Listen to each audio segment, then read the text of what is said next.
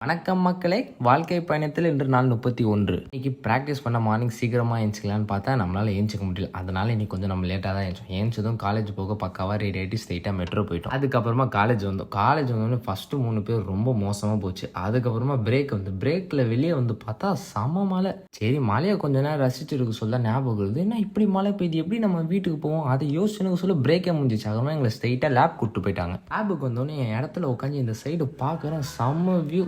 கிளாஸே நான் கவனிக்கல, ஃபுல்லாக வேடிக்கை தான் பார்த்துருந்தேன். வேடிக்கை பார்த்து இன்னைக்கு காலேஜும் முடிஞ்சிச்சு. நல்ல வேலை நம்ம காலேஜ்லேருந்து போக சொல்ல மழை பெய்யல. அதனால நம்ம ஸ்ட்ரைட்டாக மெட்ரோ போயிட்டோம். ட்ரெயின் ஏறான்னு பாரா தூரத்தில் நம்ம நண்பர் தருண், நாங்கள் 2 பேரும் ஒரே கிளாஸ், அதனால் ஒன்றாவே கிளாஸ் பண்ணுவோம். போனோடனே ப்ராக்டிஸ் பண்ணலான்னு பார்த்தா நம்ம பசங்க வச்சு விளையாடி இருந்தாங்க. அதுக்கப்புறமா நானும் கொஞ்சம் நேரம் விளையாட்டு ப்ராக்டிஸில் ஃபுல்லாக இறங்கியாச்சு. கொஞ்சம் நேரம் ப்ராக்டிஸ் பண்ணிட்டு அதுக்கப்புறமா நம்ம பசங்களாம் சைஃபர் ஆடிட்டாங்க. அதெல்லாம் ஆடி முடிச்சோன்னே கிளாஸ் முடிஞ்சிச்சு. சரி, வீட்டுக்கு போகலான்னு பார்த்தா செம மழை. எப்படி வீட்டுக்கு போகுதுன்னு யோசிச்சுன்னு சொல்ல எங்கள் அம்மா ஏஞ்சல் மாதிரி என்னை வந்து அழகாக வீட்டில் கொண்டு போய் விட்டாங்க. வீட்டுக்கு போனோடனே சாப்பிட்டு, அதனால நம்ம அப்படியே முடிச்சிட்டோம். டாடா பாய்.